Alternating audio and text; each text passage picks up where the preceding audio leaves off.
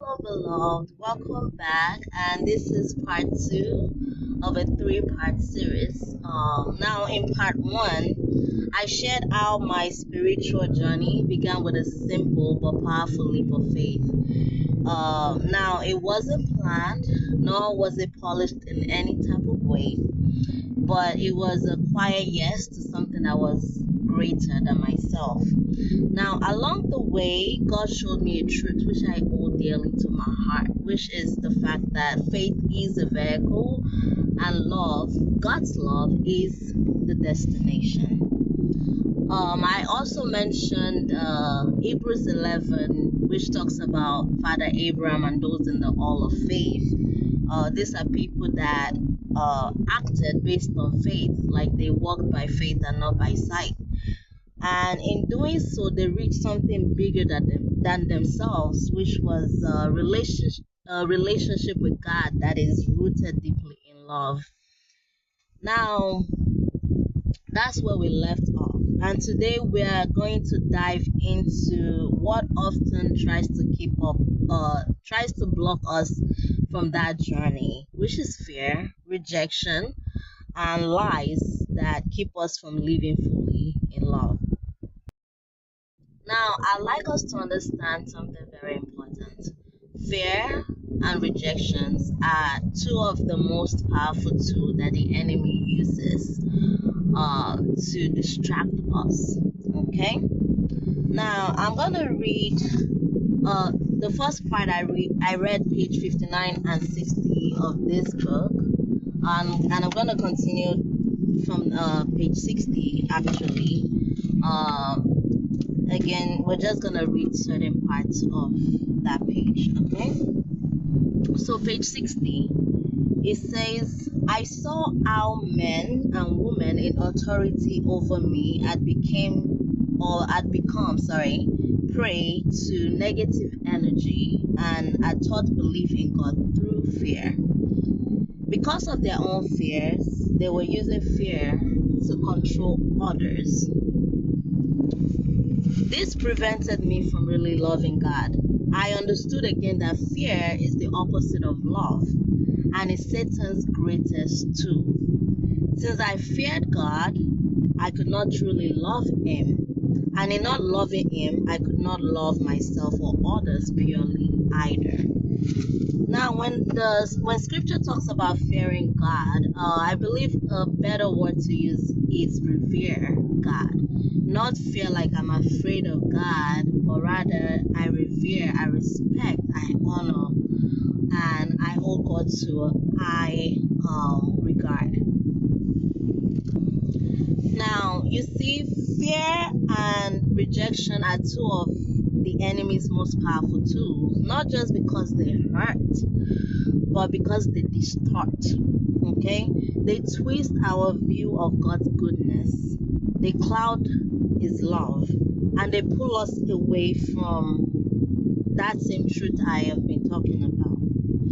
In Matthew 13:24, Jesus shares the parable of the wheat and tares.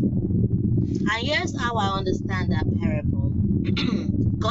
God plants truth, but the enemy sows confusion right alongside of that truth. And most of the time, the enemy isn't throwing thunderbolts like obvious things, right? It's quietly influencing people and the existing systems that were already here before we could even learn how to walk. So think about it this way. While scripture is filled with truth and hope, the enemy often walks through those with an interest or an agenda to protect. I'm just being honest here. Institutions, systems, and even governments, which means that often there's a need to maintain some form of control, and that control can come in form of conditioning, fear, or a rigid narrative. But don't worry, I won't go too deep in that rabbit hole right now. Instead, I'll say this: take everything you hear or everything you read back to God and ask for discernment. Discernment is very important. And ask to see with spiritual eyes. Because you can trust God, but people, I'm just going to leave it at that. God never fails, and we can never gauge God without any type of human understanding. If fear and rejection are tools that are used to confuse and control, then how do we break free? How do we return to the art of what God really desires from us? The answer isn't eating at all. It's actually right there in scripture.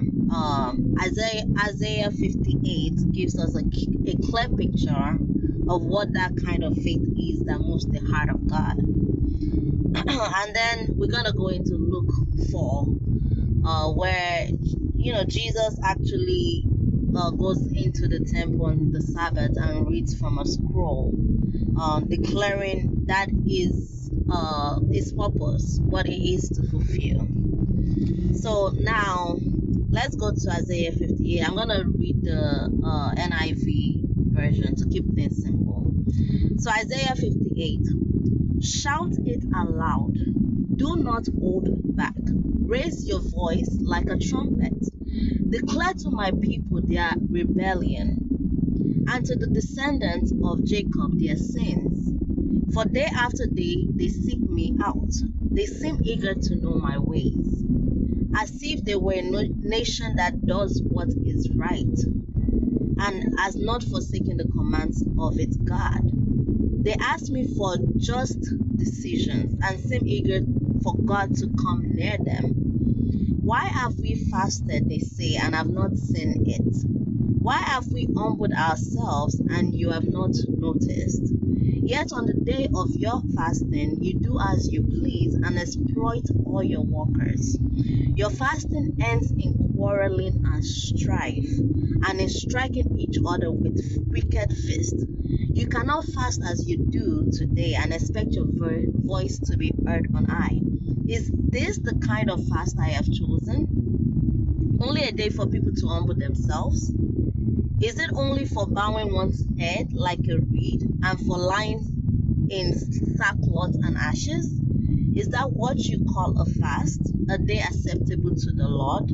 Is not this the kind of fast I have chosen, to loose the chains of injustice and untie the cord of the yoke, to set the oppressed free and break every yoke? Is it not to share your food with the hungry and to provide the poor wanderer with shelter? When you see the naked, to clothe them, and not to turn away from your own flesh and blood. Then your light will break forth like the dawn, and your healing will quickly appear. Then your righteousness will go before you, and the glory of the Lord will be your rear end. Then you will call, and the Lord will answer. You will cry for help, and he will say, Here am I. Now let's go to Luke chapter 4, verse 18 to 19. So this is when Christ was reading in the temple on the Sabbath.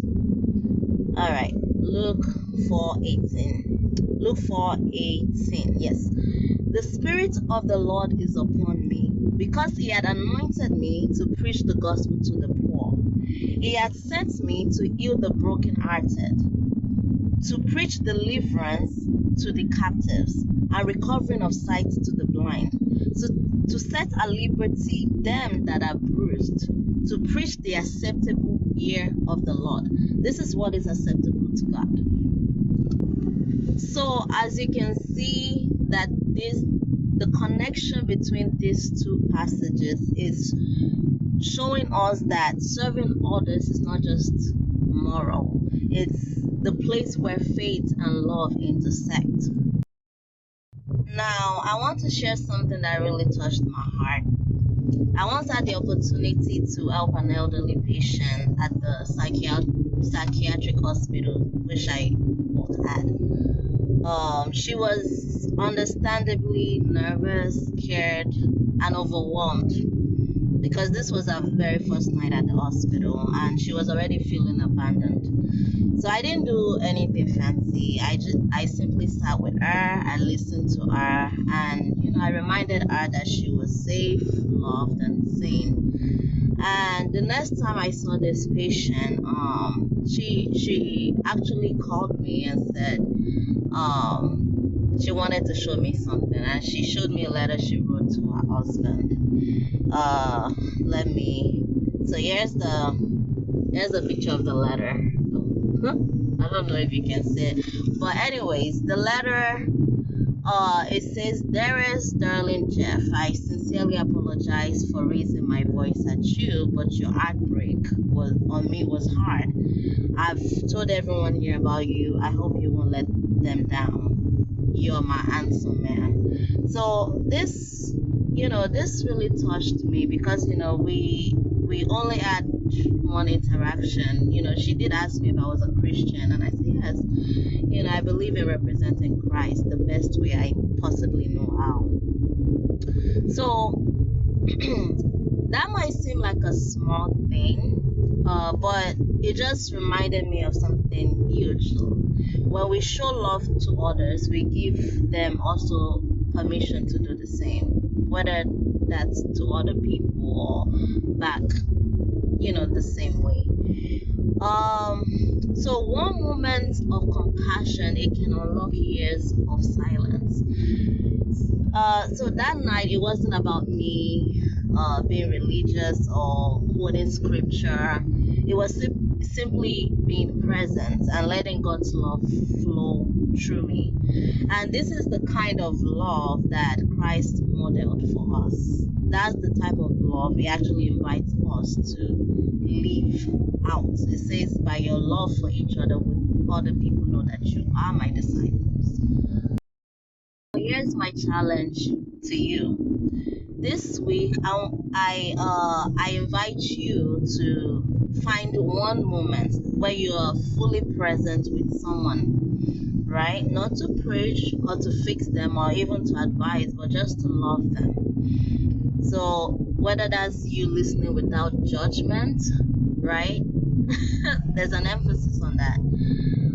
Whether sending an unexpected note to them or simply reminding someone that they matter, and do it with love, right? That one small act could be exactly what God uses to soften a heart and restore connection. And remember, we don't need to be to be perfect or to be powerful.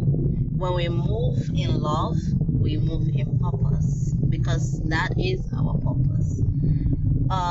Now in part 3, we're going to be diving deeper into the person of Christ, right? Who is actually the embodiment of God's love. When you think of Christ, just think God's love personified. This is who Christ is, right? So we're going to be diving deeper into that, and stay tuned. And until then, love well.